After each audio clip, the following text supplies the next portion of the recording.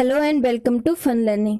इस वीडियो में हम लिब्रो के बारे में पढ़ने वाले हैं। ठीक, इससे पहले आप हमसे इंस्टाग्राम, फेसबुक एंड टेलीग्राम पर इन आईडीज के द्वारा जुड़ सकते हैं। ठीक है, टेलीग्राम पे आपको सारी वीडियो की यहाँ पीडीएफ मिल जाएगी।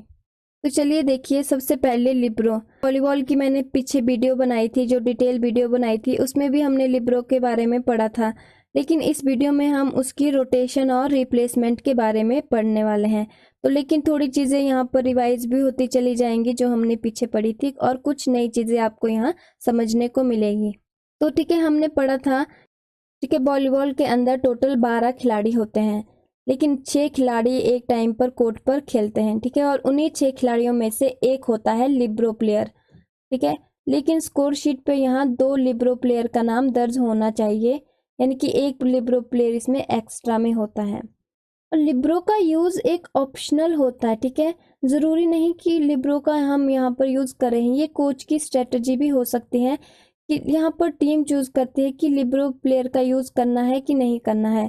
अगर यहाँ पर लिब्रो का यूज होता है तो ये एक बैक रो में ही खेल सकता है, एक डिफेंसिव प्लेयर होता है। ठीक है, तो और एक टाइम पर एक ही लिब्रो गेम में खेल सकता है। ये तो हमने पहले ही पढ़ लिया है सब। अब यहाँ पर नेक्स्ट देखिए कि जो लिब्रो का नाम है वो स्कोर शीट पर यहाँ पर रिकॉर्ड हो जाना चाहिए मैच से पहले। ठीक है, और लिब्रो के लिए एक स्पेशल लाइन रिजर्व्ड होती है इसके लिए। ठीक है, लाइनअप शीट पर जो है वो फर्स्ट सेट में ही इसका नाम रिकॉर्ड हो जाना चाहिए।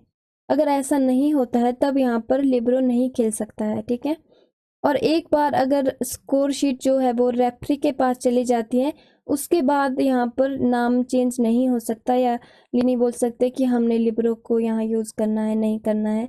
स्कोर शीट रेफरी को जाने से पहले ही सब इनका नाम जो है वो दर्ज हो जाना चाहिए। फिर नेक्स्ट देखिए कि आपको याद होगा, ये हमने पहले भी पढ़ा है कि जो उसकी वेशभूषा है या उसकी जो ड्रेस होती है सभी खिलाड़ियों से डिफरेंट होनी चाहिए।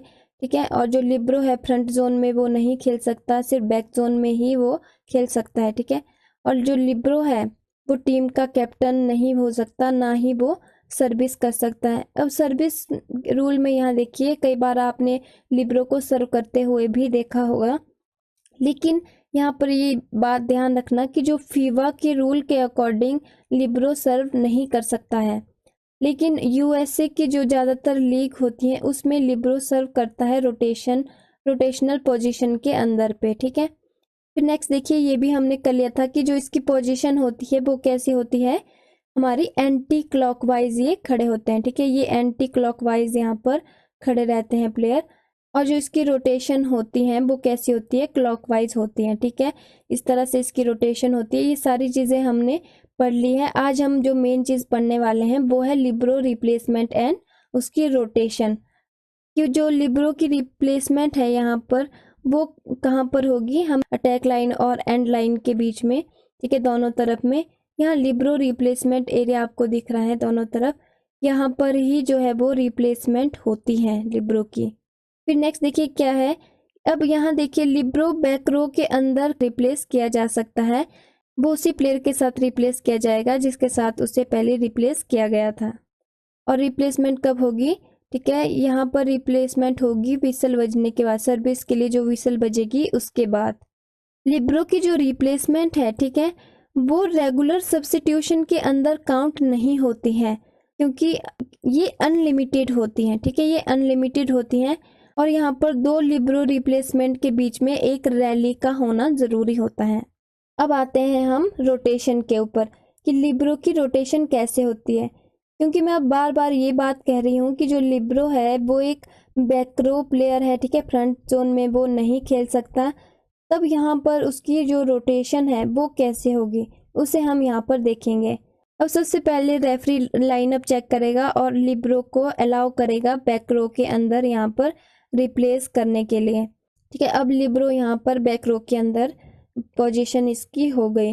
फिर अब एक चीज़ यहाँ और याद रखना कि जब भी टीम यहाँ पर सर्विस रिसीव करती है, जब भी टीम को सर्विस मिलती है, ठीक है, तब यहाँ पर सारे 6 प्लेयर रोटेट होते हैं क्लॉकवाइज।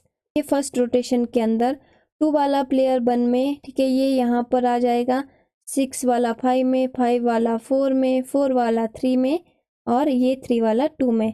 अब लिब्रो यहाँ से यहाँ आ गया, अब नेक्स्ट रोटेशन के अंदर अब देखिए, अब लिब्रो फ्रंट रो में नहीं खेल सकता। अब नेक्स्ट टाइम जब ये से रोटेशन होगी तब उसके बाद रोटेशन कैसे होगी सेकंड, अब इस तरह से देखिए, अब जो ये प्लेयर है ये यहाँ से एग्जिट कर जाएगा, लिब्रो यहाँ से एग्जिट कर जाएगा और रिप्लेस हो जाएगा इस प्लेयर के साथ, ठीक है। और ये प्लेयर चले जाएगा, ठीक है, ऊपर यहाँ पर फ्रंट रो में, और फिर इस तरह से अब यहाँ पर इस तरह से लिब्रो यहाँ पर रिप्लेस हो जाएगा फिर से बैक जोन के अंदर।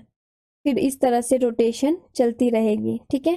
फिर यहाँ पर आ गया लिब्रो, फिर से लिब्रो फिर यहाँ पर जाएगा और फिर उसके बाद फिर से सेम प्रोसेस होती चली जाएगी। आई होप आपको ये चीज़ यहाँ पर क्लियर हो गई होगी। आई होप वीडियो आपके लिए हेल्पफुल रहा हो। अगर आपको वीडियो अच्छा लगा तो वीडियो को लाइक कीजिए, चैनल को सब्सक्राइब कीजिए और नई न्यू अपडेट के लिए ऑल नोटिफिकेशन बेल आइकन को भी दबा दीजिए।